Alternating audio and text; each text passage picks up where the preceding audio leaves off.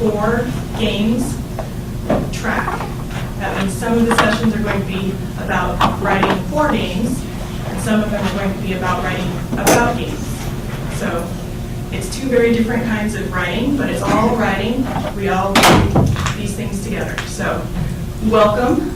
Our first session of the day is with Toya and, I'm going to do it, Carl. Good job. I have failed on his name more than once. I'll let them introduce their topic. But welcome, everybody. Okay, so as you can see by the disclaimer, we had this conversation about 6 months ago when we were debating about the model myth, how it plays out in games. And so when you go to like game conferences, they always give you like this 6-hour presentation of Hero's Journey, like all the steps. And we were like, is that really practical? Does it really work in games? So this is our ridiculous presentation to see if that actually you can go against that grain and kind of explain it in a different way. So I'll introduce my counterpart first. This is Dr. Toya Finley. You see the likeness in the picture. She has a PhD in literature, so call her Dr. Toya Finley. For the rest of the conference, please call her Doctor over and over again. She hates being called Doctor. And she is a focus on world building and community creative fiction. She has 60 short stories published, and she's a game writer, narrative designer, and all around great person. I'm Carl Bernardo. My likeness is obviously appearing on the screen. I have a bachelor's degree in education, a bachelor's degree in literature, and a bachelor's degree in screenwriting. I work on interactive media and franchise development, and I also teach. I'm doing right now King's, my first graphic novel, and motion comic, and I am a writer, narrative designer, and educator. And there we go.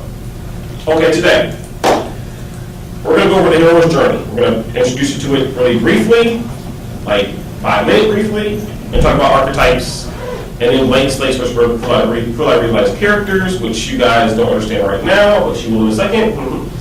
Then the alternative character approach, and then we're going to do an interactive workshop, actually. You guys make some work. Yay. And then we're going to have some presentations of the work, and then we're going to be open for questions. So, I'm going to start. I'm going to switch off the Toya. We're going to go back and forth like a tag team. So it may seem a little chaotic at first, but you'll get the point. So the hero's journey. What is the hero's journey? The hero's journey is this ridiculous idea come up by this guy named Joseph Campbell. It was called the model myth. And the model myth started like thousands and thousands and thousands of years ago. The first caveman, the first cave girl told her how they would have cave children. That was the first story. The model started from there. And essentially is this analyzation of all stories in history. How they work together, and how they all have these different kinds of steps that are linked. There's a handout we're going to give out right now, and you'll see like the steps of model myth being given out. And so you can get documentation of model myth and 2 books that are really easy to, well, I shouldn't say either of these read. The Hero of 1,000 Faces is the book Joseph Campbell wrote. Really hard to read. Really boring. The Writer's Journey by Christopher Vogler is a summation of his work. Really interesting to read. Buy that one. Then there's some others that are after Vogler's work that are more interesting to read, but I don't want to go through them all here. The reason why we know about this thing is because a guy named, little filmmaker named George Lucas made an independent, small hit called Star Wars. Everybody was wondering why Star Wars was so successful. Disney goes to this guy Vogler and says, I want you to analyze Star Wars and figure out why it's made so much money. Vogler figures out that Lucas used the hero's journey as his template. He wrote a book about it, made a lot of money off of it, and now everybody in Hollywood makes the movies off Hero's Journey's formula. 90% of the movies in Hollywood are used Hero's Journey. The ones that don't are using independent films by student filmmakers who don't know anything about it. It's almost used in every form of writing, from novels to comic books to screenplays to television shows. If you're going to be in the industry of games, interactive media, television, film, you need to know what Hero's Journey is. At least if you're going to break the rules about it. One of the strongest reasons that you use a hero's journey in your stories is because it creates an audience resonance, because the characters go beyond just being characters, but they actually connect in different motifs. I'll give you an example. The Messiah archetype is a big hero's journey kind of like use. Messiah is a character that sacrifices himself in the course of the story to save the world. So Luke Skywalker is a Messiah archetype. Neo from Matrix is a Messiah archetype. Aang from Avatar is a Messiah archetype. And so they resonate across cultures. And so they have deep psychological audience resonance. And they're often used to map protagonist and antagonist's journeys. The handout you have is all of the steps of the hero journey. I am not going to go through them one by one because you are smart writers and you can read. We're just going to introduce you to this concept that the hero journey exists. And then if you have questions about it in more detail, seek me after the presentation and we'll go through it together in a private session outside the talk. All right, so today, this is our ridiculous argument. We think that games have made this critical error in the way they approach development of characters.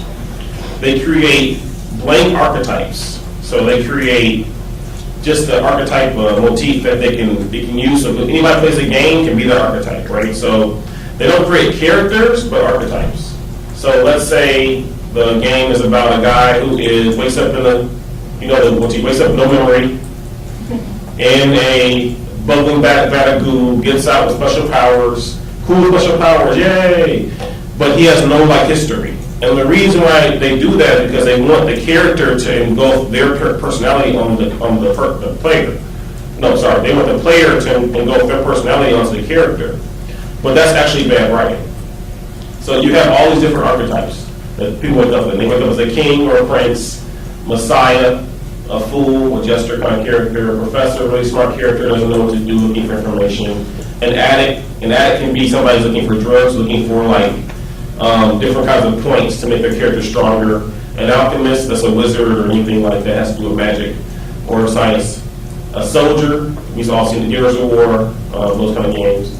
Or an avenger, wakes up for vengeance on the person who killed his family and took his wife and her husband. But it doesn't make this character unique. It only makes the character blank motif. And so what we want to do is argue today that characters will make the person unique in that world. And so when characters wake up, they should have families. They should have heritage. They should have ethnicities. They come apart in. They should have tics and quirks. People are not perfect. They should have unique speaking styles. A sense of humor. Well, they should have one or not have one. Do they have good people skills or not? And what's their level of intelligence? This informs the person playing the game of who the character actually is. There are some good examples of this, like Kratos in God of War is a pretty fully realized character, and you're playing as a bad guy in that example.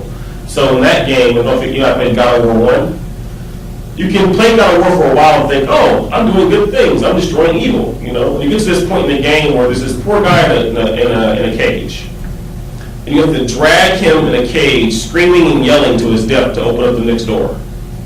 It's really, really awful. You really feel like a heel doing it, but you gotta kill the guy, you gotta get past the level, And so you become a bad guy, in that sense. And so what we're making this argument is that the blank slate is not a good thing, but a bad thing.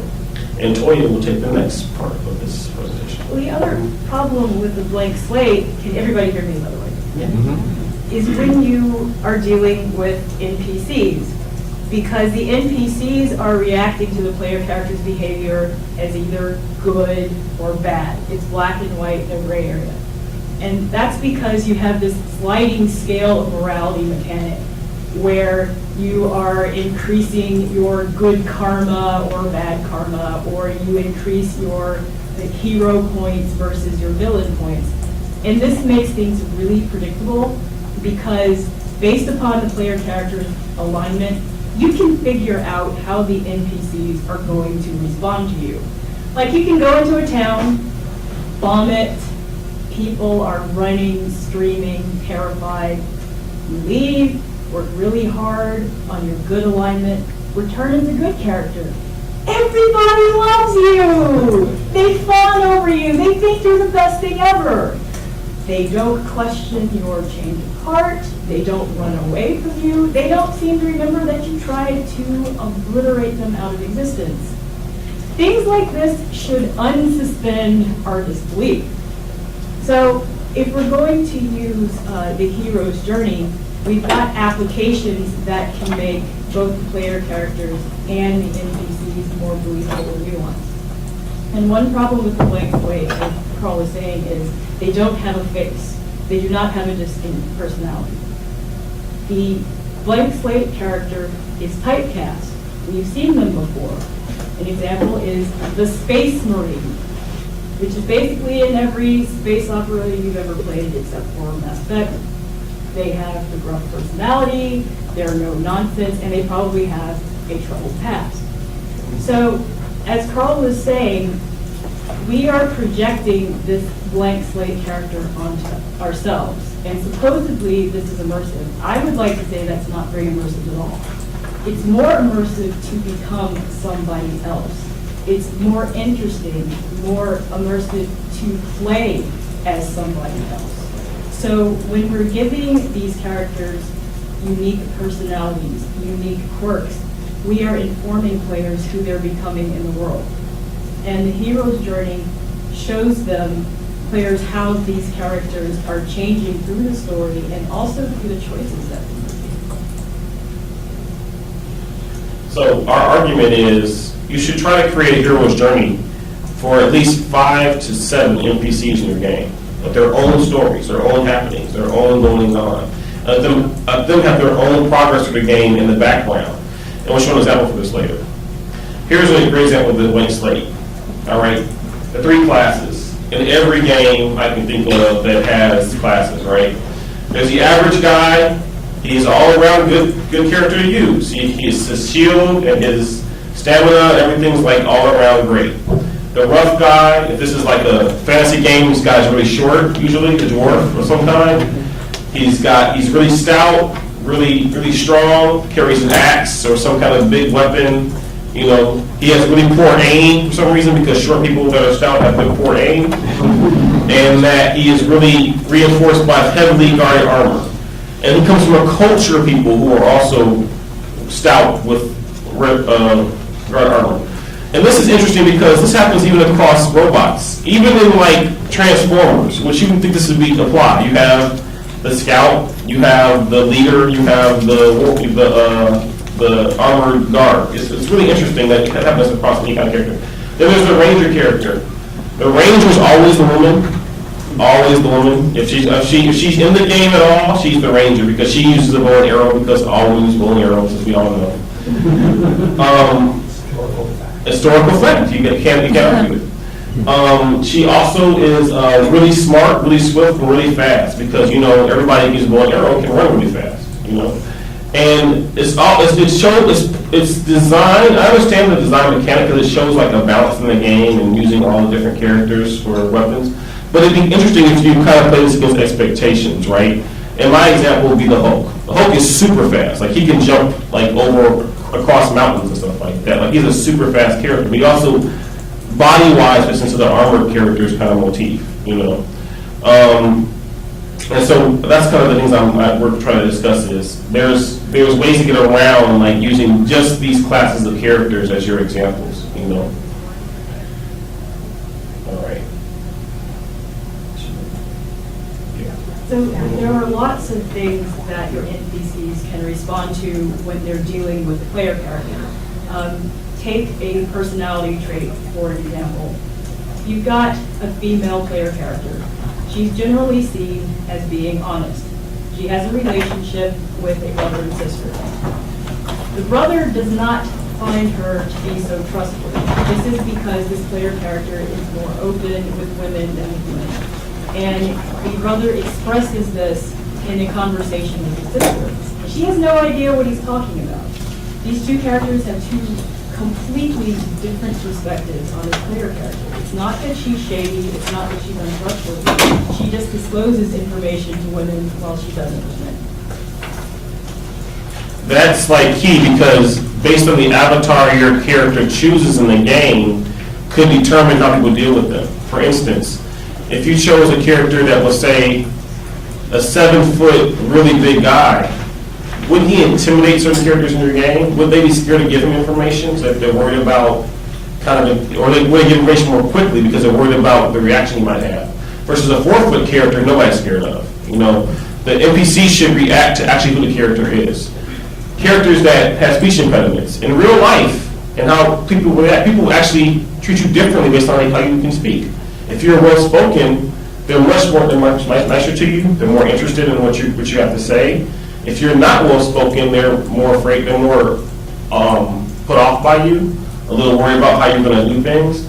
Facial tics. If you have facial tics or have something weird going on with your eye, that will affect the way the characters deal with you. For instance, there's an episode of Seinfeld where George keeps squirting juice into his eye, so he keeps winking at people. And because he's winking at people, people think that he's actually talking tongue in cheek. That's a great mechanic for a game. If you got injured, let's say your eye was damaged, and so your eye kept going like this to your characters, and you thought you weren't being serious in certain scenes, they would use information differently. So we're asking you to use the actual characters' traits as part of their design. Also, having an exceedingly beautiful character, they have certain advantages that other characters would have in the game. They can get information other people cannot. Characters that don't look as good, but maybe are tougher, will not have as easy of a time. Other things we're thinking about too is characters with impeccable taste. Let's say you have a tavern, and the tavern barkeep is really, really, really clean, and you walk in with blood dripping from your body because you were just in battle, right? His first reaction is not going to be, how can I help you? His first reaction is, get that blood off my floor. He's going to start screaming at you about, coming into this bar with blood and sweat and stinking, and if you haven't taken a shower in 5 days. Those type of things that could be interesting in games, we don't think about because we're so worried about the characters being cool and fighting. So some of the questions we had, does your character talk too much? People get bored when you talk too much. I would love to see a game where the character just wanders away because you've been talking to it for too long. Just gets bored and whatever, and kind of goes this way. Happens in real life all the time. I saw that in conference 5 times yesterday. Somebody's talking too much, and the guy goes, yeah, I go to the bathroom, and they walk away. People do that. So take that into account. And as Tony said, you're talking about text. Has anybody played Deadly Premonition? Okay, York is always pointing to himself. He's always talking to himself. People think he's a wackadoo. But by the end of the game, these things become really endearing to the NPCs. And at one point, Emily even starts pointing to herself. And it just shows, you don't have to come out and say, oh, I like York now. I really respect him. Just the little fact that she's pointing to herself, too, shows that their relationship has dramatically changed. All right. This is really important. Me and Toy talked about this, we argued about this for about 3 hours last week. Do NPCs behave in the same environments? Do people do that? Are you the same person you are at school as you are at home? Are you the same person as you are in the conference and you are with your wife or your girlfriend or your boyfriend? People are not like that in real life. And in games, people are the exact same in every environment they're in, which is simply not true to life. So think about, how do people behave in certain environments? People that go to casinos are much different in casinos than they are in church. Much different. They're all holy in church. Yes. They get seen at cussing up the store. Yes. You wouldn't recognize them. You wouldn't recognize them. So I should underline this. People are phony and disarming. Use it. Use it, use it, use it. People do not behave the same in every environment, and they react to people differently in every environment. This discussion got started with the idea that a lot of games start off with, I was thinking about playing Dragon Age 1, and you're a prince, right? And the game starts off, and I thought about, princes get treated differently than peasants. If you go into the town as a prince, people bow to you. They would be very respectful of who you are in the environment. It would be a whole different, the way they would treat you would be like royalty, right? And they treat you differently if you're the firstborn prince or secondborn prince. Firstborn prince is going to become king one day. So maybe that person treated, I was thinking about this when I was watching Thor. Loki and Thor are treated much differently in the environment, right? They're both princes of Asgard, but Thor is going to be king. He's got a whole different set of ideas and rules, and people treat him very differently. Loki, who's like the stepchild, people treat him like he doesn't even exist, and he's very resentful from that. So use that to your advantage when you're designing your games to use the characters' different roles on their journeys. Go ahead. Another thing to consider is where your NPCs and player characters are interacting as far as cultural expectations are concerned. Yeah. If you're in a library, you're not supposed to be talking loudly. You're not really supposed to be talking at all. So what are the cultural expectations that are associated with the location? Are there protocols of behavior that are associated with the location? Are the characters following these expectations and protocols? If they are, what does that say about them? And if they aren't, what does that say about them? A decent example of this was the Legend of Zelda Twilight Princess had this really cool scene in it. I thought it was a good example of an NPC journey. I'm going to play the little clip right now. I'm going to play the little clip right now. Did not play. Okay. Something the computer is not great. All right. Will not play. Wonderful.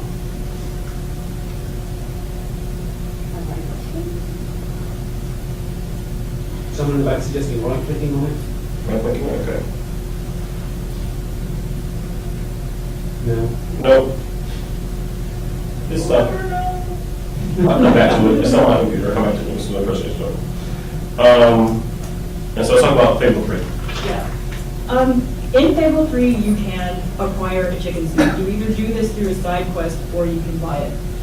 And the NPCs in the world are under the tyrannical oppression of your brother, King Logan. And they are starving, they are taxed heavily, and some of them have started this underground movement where they are trying to overthrow Logan. For most of the game, you are trying to gain their trust. You're saying, I will become king or queen, I will treat you fairly, and you are trying to make them promises. I thought it would be really neat if they had actually responded to the fact that you were wearing a chicken suit. Because as soon as you get it, you can wear it whenever you want. You can do whatever you want in it. When you become king or queen, you can even make pronouncements from the throne in it. And if you see somebody running around in a chicken suit, that should get your attention. And you could have gotten some really great feedback on the conflict in the world.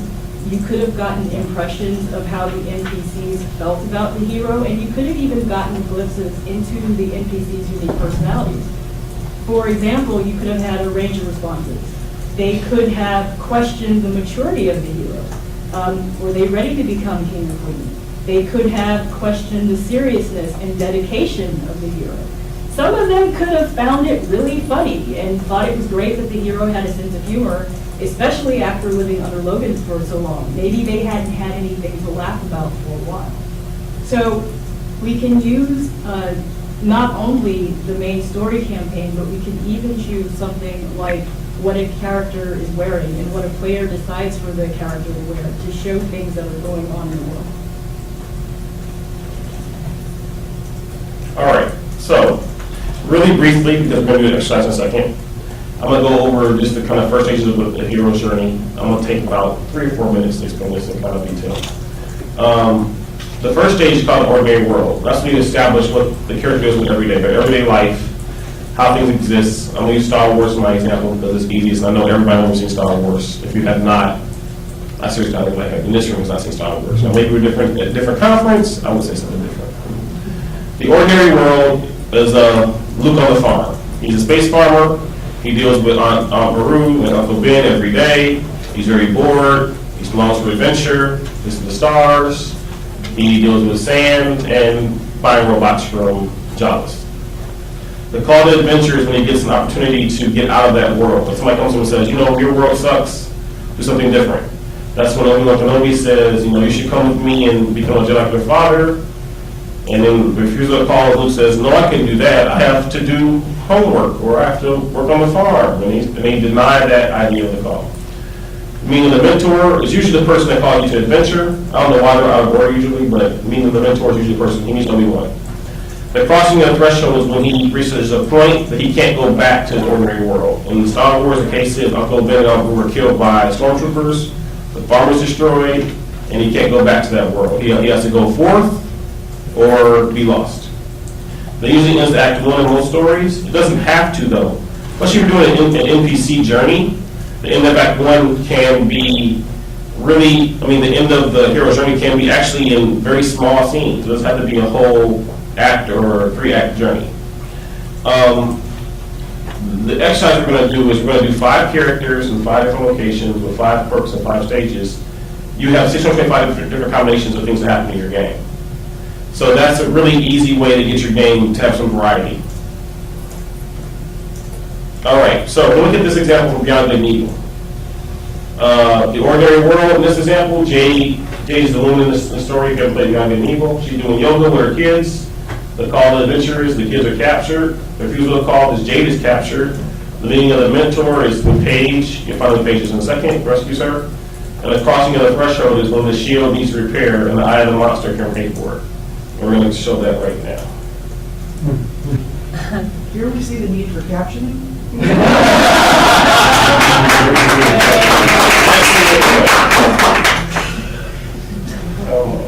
Let's make up our own subtitles. Gates of Illis. This peaceful mining planet in System 4 is now completely encircled by the Dawn's Armada. General Keck, Supreme Commander of the Alpha Forces, would like to take this opportunity to address a final message to the population. Loyal Hillians, the impending battle will be a difficult one, but thanks to the Alpha Section,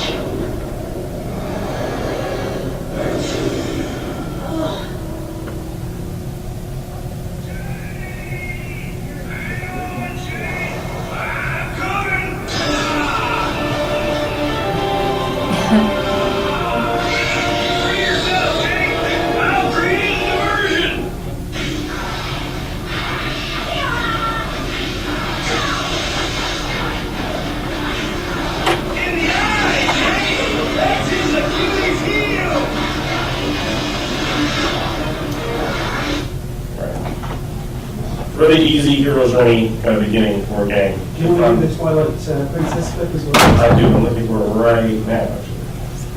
Let's see if I can actually. What is that?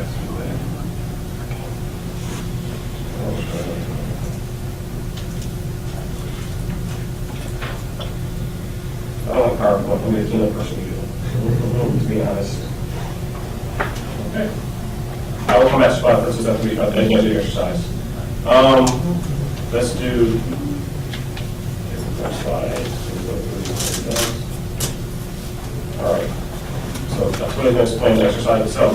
Okay. And then, We're doing it in two parts. We're actually going to have 4 characters.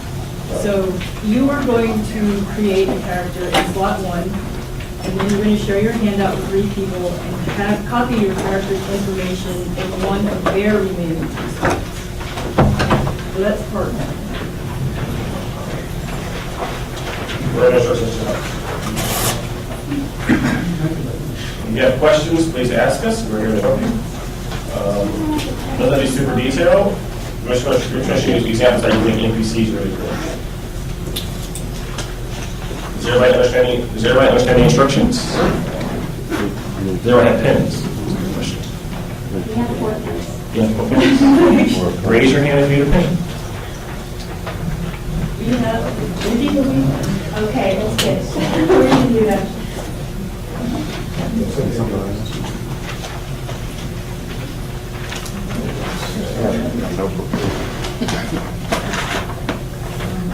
Can you move on?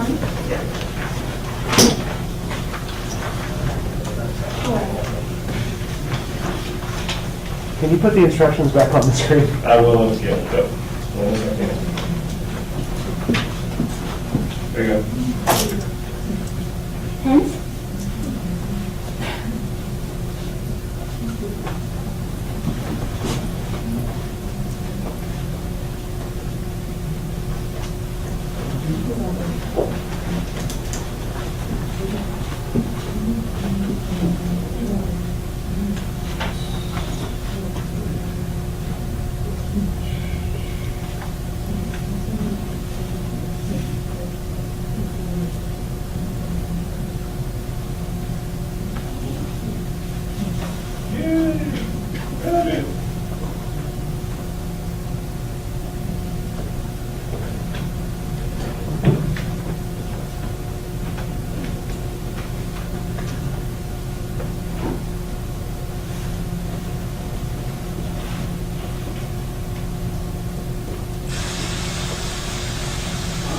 Sorry, it's already. Found it. Continue. I put it on, we gotta finish.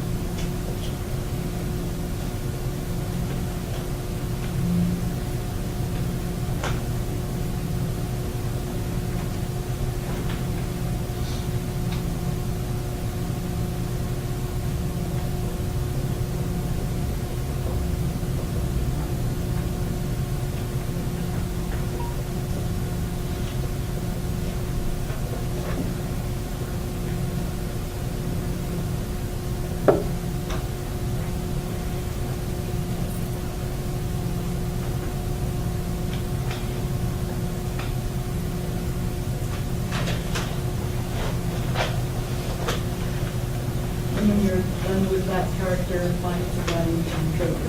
Yes. Take your time.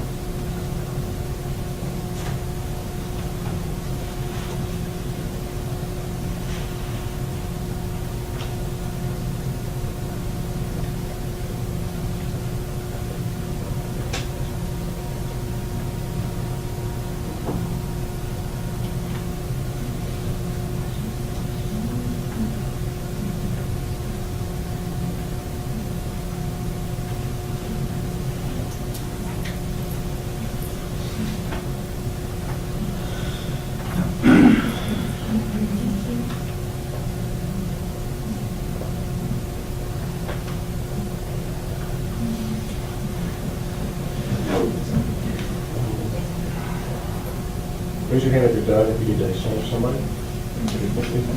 Excellent.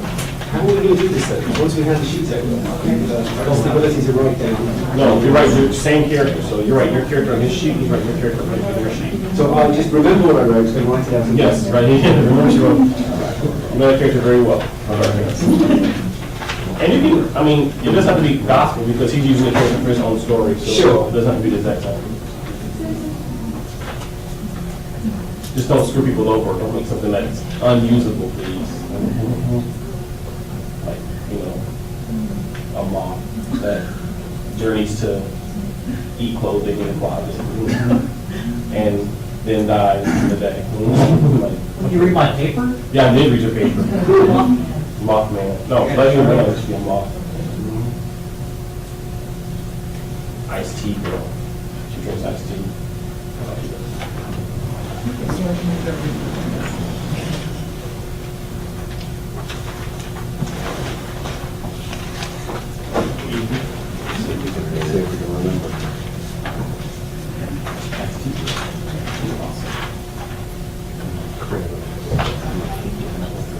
Yeah.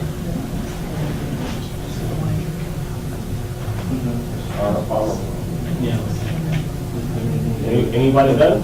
Got somebody waiting for a trade-off?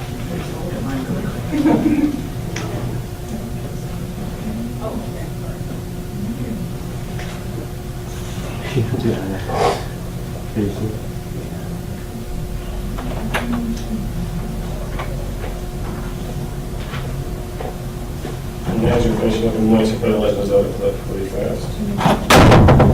It's only a minute long. Here, where's it at?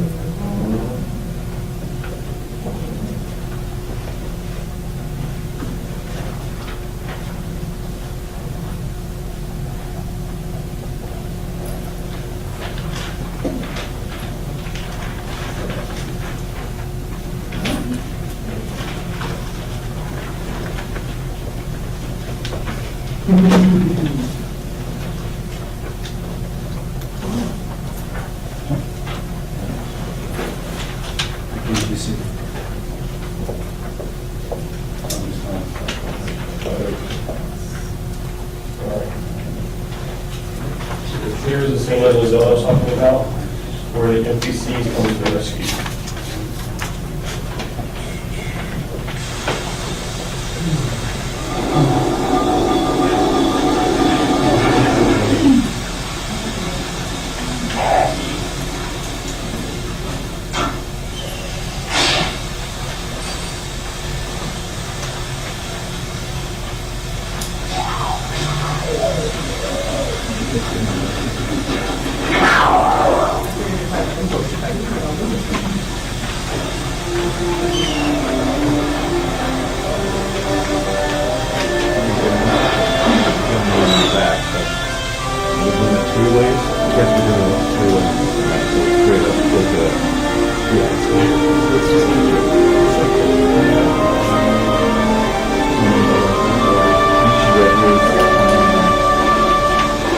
And unfortunately, that's all they do.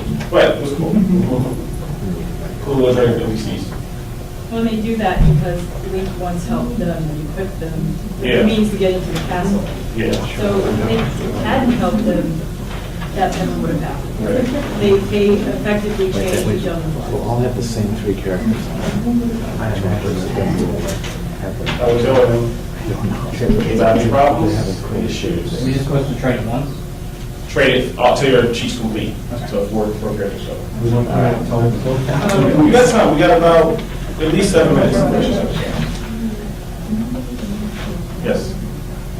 The characters are clearly in different worlds. Should we alter ours to make it match the world the first one's in? There's space travel and magic. You can. I mean, you can. You don't have to alter character. Just to rethink it. You know, what can you use what devices can you use to make that work? Time works and. Time works. That's like the age-old. If you ever want to confuse somebody entirely, say who would win in a fight, Superman or a Jedi, and see the chaos begin in their lives. Everybody does that.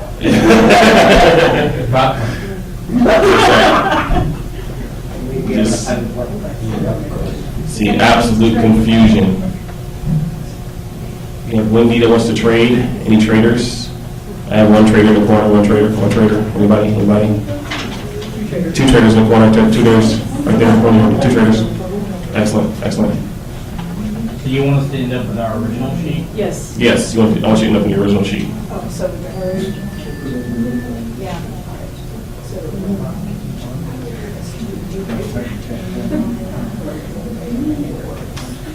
You write yours online and I write. We tried to get around handwriting, we couldn't figure out how to do it.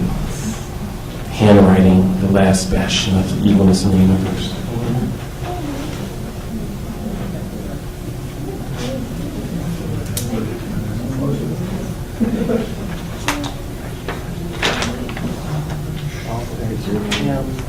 You need this one?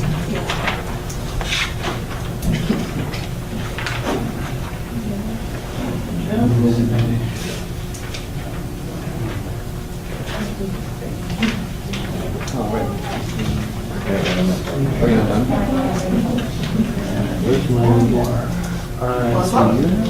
Oh, I just swapped it. Oh, okay.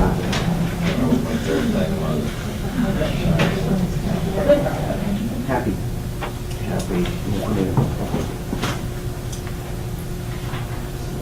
Shy, loving, secure. Using that one, yeah, next line is loving, and the next line is there. We have about 3 minutes left.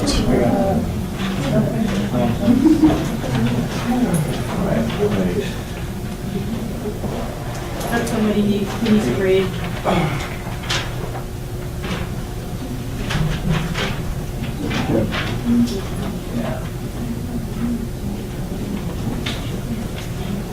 And the handouts are yours to keep, by the way. You don't have to give them back. Yay. Free stuff. We got the best swag in the whole conference. Yeah, paper. Paper.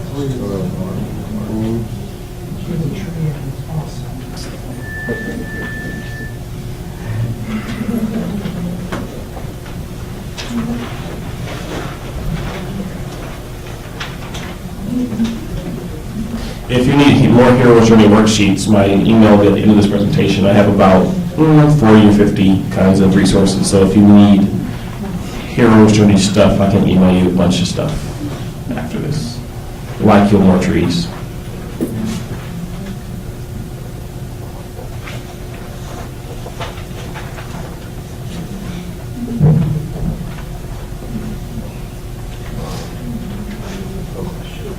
So, what do you feel about silent cabinets? I like that. This is certain, it's finished. Which means,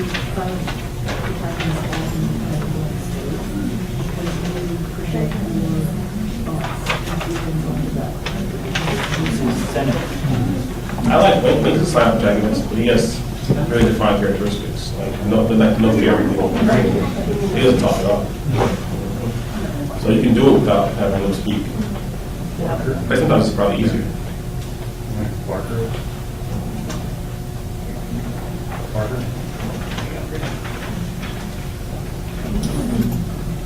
Mario also decided to talk today. Thank you. Except when you lose. But Mario's really defined. I mean, he's a plumber, you know. He doesn't do any plumbing, but he's a plumber. He goes on lights. He does He knows them There pretty are a lot well. of RPGs that sound fabulous where the NPCs are kind of filling in what they're saying. Like, That's they kind true. of know what they're saying, but they don't have to say it themselves. That's true. I think the weird thing about Silent Tactics is that they don't react to physical. You spend, and like, especially RPGs, you spend, what, 25 minutes making your character look like something, and the characters never have no reaction to how they look. Like, if they're blue or they're green, nah, you're just some guy. All right, 1 more minute. 1 more minute.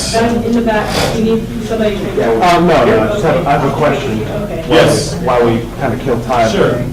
You know, you're pointing out some where games kind of fail at this.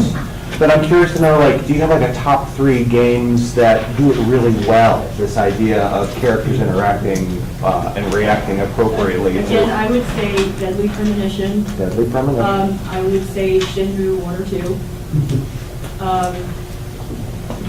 I'd say Legend of Zelda Ocarina of Time. The village acts differently. Every area you go to, the people actually treat you differently because you're an elf. And you treat differently as an adult than you do as a kid. Legend of Zelda Ocarina of Time. So like they have really different reactions to you. You know. I'm surprised that Dragon Age, for all of its getting trumpeted and is so beloved, isn't in your top 3. No, it's not, because it actually sparked the conversation. So I was about playing Dragon Age, I was surprised how one of the parts of the cast, and I was talking the exact same way, and I was like, this is really bizarre, you know, like this is really strange. So, and I actually went to Comic-Con last year, which actually is almost exactly a year ago. I went to Dragon Age 2 presentation, and they cited that as one of the problems of the first game, and they addressed it in the second game, that the NPCs react to you the exact same way. I have not played Dragon Age 2 yet in great detail, so I can't tell you they fixed everything, but I remember them saying that in the presentation that the NPCs were too normal to the character. In the 2 I mentioned, I wouldn't say that the NPCs are completely three-dimensional, but they definitely have their own personalities. In Deadly Premonition, they especially have their own quirks. And you can actually follow them around all day, and they have specific schedules, they have specific things they like doing, they have hobbies, they have people they hang out with. And you should write it out. So it feels like a lived-in, believable world. And a lot of this seems to hinge on the strength of the story world. Exactly. Yes. Is that something that we'll be discussing too, or? Not in this session, we didn't have time, but as Tom pointed out to us yesterday, you have deadlines and things you're taking into account all here in realistic writing, so we're going to ignore that like this. Okay. Make sure yours is. All right, we got 2 minutes. All right. So now we want you, as we got your papers back, It matters. to map out a journey on the 4 points you talked about earlier. So we looked at take your characters here, starting off in the ordinary world, and then as they interact with the other characters, think about how each character could fit into a call to adventure or refusal of the call, meeting of the mentor, cross of the show. So each of the characters you just got are now responsible to drive your character story forward using the hero's journey. The character you created is your player character, Right. and everybody else is an NPC. Mhm. We have to give this back to their original. I think so. As long as you have yours on it. Yeah, it's 1 to each stage or? 1 to each stage, Okay, right. so my cultivation has her character. Yes.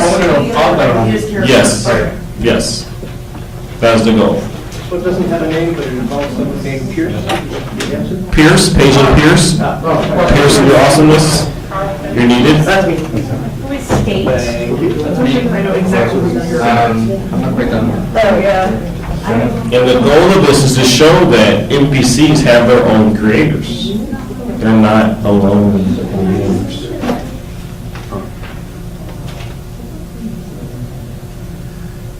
This is too complex. Hey, we're a tough group over here. This is advanced storytelling in this room, my friend. Not really, but we're just trying. So what's our assignment exactly again? You're going to map out the journey of your characters. So you have your character you created, they're in their ordinary world.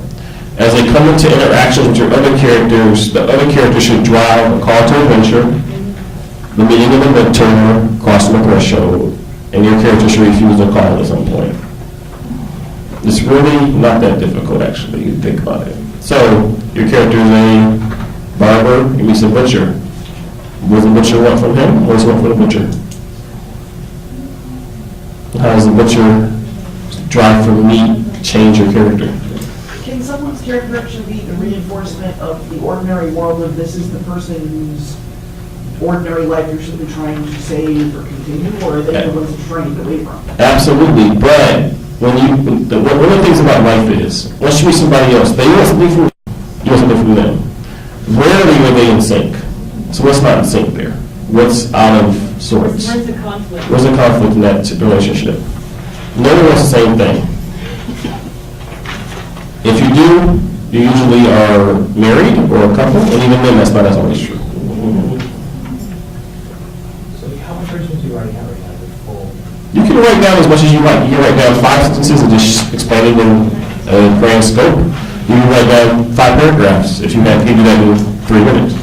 But we're not locking you to turn your homework in for any grades or anything. Kind of think about the process. That's what she presented. I have one for state. Can you shake the mouse? Thanks. And Sorry. this is Can you go back to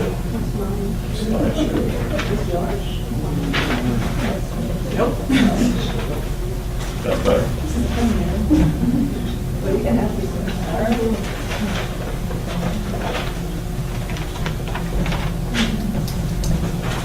In a more detailed presentation, we do like objects and stuff people use and weapons and all that wonderful stuff, but it's only an hour. So since we're running out of time, do you find it more freeing to work with NPCs who have more defined personalities, or do you find it more difficult? Is it more constrained? Is better or more constrained? It's better. Why do you find it better? Sort of see what they're going to do in their head. And we're going to do a a real personality would react instead of just, but it's like, maybe you'll use the play button because it would cool. I don't know if I would say it's necessarily freer or more constraining as much as I think more interesting.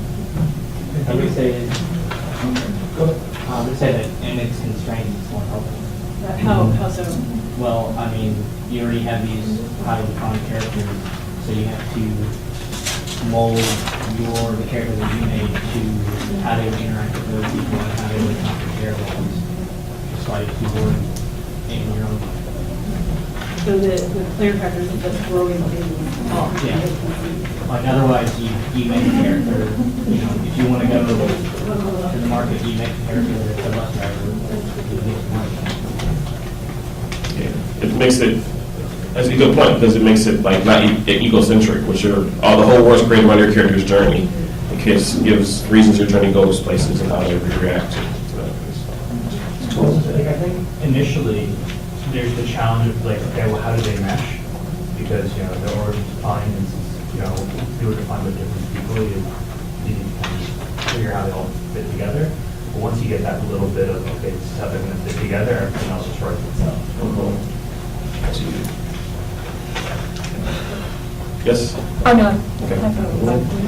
All right. We can do one presentation maybe, if someone wants to read their journey, and then we'll answer questions if you'd like us to. Or we can just do questions, no one wants to go through that process and no one has finished it. We understand it's quite a bit to ask you to do in an hour. Okay, we'll go to questions then, I guess. Unless you have volunteer. No, I was going to ask you a question. Okay, ask a question. Ask away. I'm fully in support of this program of improving characters and NPCs because the standard is abysmal in the games industry. It definitely needs improving. But I'm also radically, philosophically opposed to the vocalization of Campbell's work. I mean, this diagram that you handed out is completely misrepresentative of what Campbell says. I mean, this looks like it came from Wikipedia, which is typical but terrifying. Wikipedia's no pictures. No. Do you know where this came from? I do know where it's from. I'll tell you after the thing. It's a educational site I got it for. Right, okay. It's just, okay, Campbell has the diagram of separation, initiation, and return, and he does mention these stages, but they're not stages around the circle. Many of them are alternative things that can occur. Okay. Campbell's very explicit that the way that the monument goes can be in many repeating cycles or in part of the That's true. cycle. So for instance, in Star Wars doesn't begin with Luke's call to adventure. No, those R2s. Well, even before that, it begins with Leia's magical flight and confrontation with the father, although of course we don't know Right. that. And then, as you say, there's R2-D2's call to adventure long before With Luke's, Luke's. which doesn't happen until the second reel, quite a lot of it more into. You're right. So I think this kind of diagram annoys me as a sort of misrepresentation of. You'd be right, I needed to be the sheet of paper, that's all I had. But You also sort of advise people not to read The Hero with 1,000 Faces. I agree with you, it's a difficult read, but you could start with The Power of Myth or You could. Peter Reaches of Outer Space. You absolutely could. Please don't go straight to Bowler and think that you're getting Campbell. You're right. I will concede that point. Rant over. Yes, no problem. Yes, in the back. Yeah, so I have the question I always have about designing a story in a game has to do with the concept of the protagonist, which is almost, it's inherent to the hero's journey, it's inherent to a story that some sort of a conflict, some sort of resolution, there's usually some sort of reversal, maybe there's even, the idea that the protagonist has some sort of transformative event. The problem I have with video games that attempt to put me, the player, in the role of protagonist is that I end up potentially saying things or doing things or getting to this, especially when I get to the moment of transformation or redemption or whatever it might be. And I just don't believe it. Because let's say I personally am Muslim and the transformative event is that I become a Christian. At that point, talk about like losing connection because of the thing. So my question is how you sort of poo-poo the concept of blank slate, but the more complex the character you're asking me to become, the more there's a disconnect. I can certainly, now so I could give you one really horrific example. The game is going to be, your assignment is to make a game about the story of Jesus Christ, and the player is Jesus. Now, my problem with that is, number one, I've never do it, it seems sacrilegious, but the real problem is, I don't want to die on a cross. Now, if you want to tell the story of Jesus, I'm challenging you here. If you're going to tell the story of Jesus, maybe you actually play the role of Bartholomew, the disciple nobody knows, and then you can have Jesus be an NPC with a huge backstory and a huge hero's journey with a giant Messiah thing, and all that stuff still happens, but I'm Bartholomew, who's essentially a blank slate guy. Maybe he's got just a small amount of stuff, he's a fisherman, he has a robe, whatever it is. But I don't have, as a player, I don't have to be so concerned about, like, is that really something I'm going to say? Is that really something I'm going to do? So I have a problem. It seems like there's a disconnect with you saying that the player character has to be fully fleshed and the NPCs need to have a hero's journey. It's a little bit tough for me to understand a really good example of a protagonist where I'm playing as the protagonist and there's a preset hero's journey for that protagonist that I'm actually going to stay connected with the whole time. Yeah, I understand what you're saying. Yeah. This is where the one medium video games is not pulled from is theater. If I asked you to act in a play, you'd be Hamlet. You wouldn't be yourself in Hamlet. You'd be Hamlet.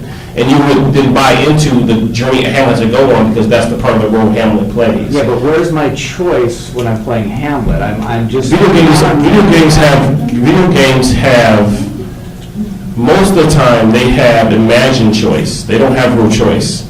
There's a boulder in your way to get to the point where I want the boulder to move. Like, the boulder from the doors, I don't want you to go in.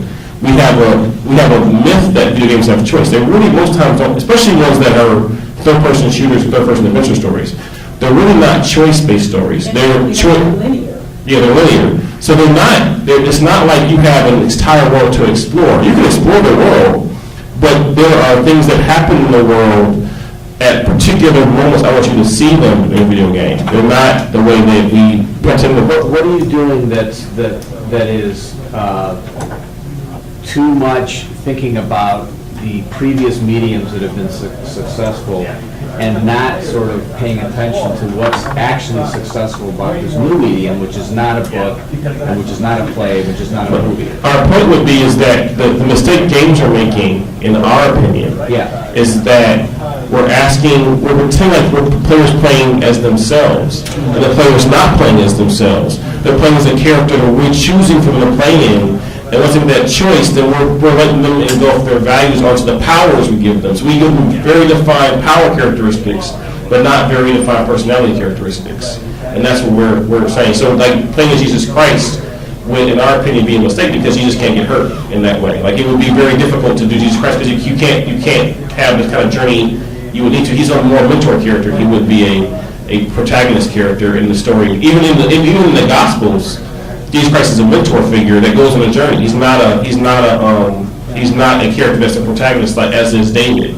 So you're basically saying that like it's really, really important to choose who's the protagonist, and maybe they're not always the main character. They're really not always the main character, right? Zelda actually is the main character in Zelda. Right. Link is the mentor. I mean, Link is the antagonist in that story. Actually, he causes the conflict. Ganon is a protagonist. And actually, we're being thrown out of the room. Yes, we are. Sorry. Kicked out. Thank you so much for coming. We appreciate it.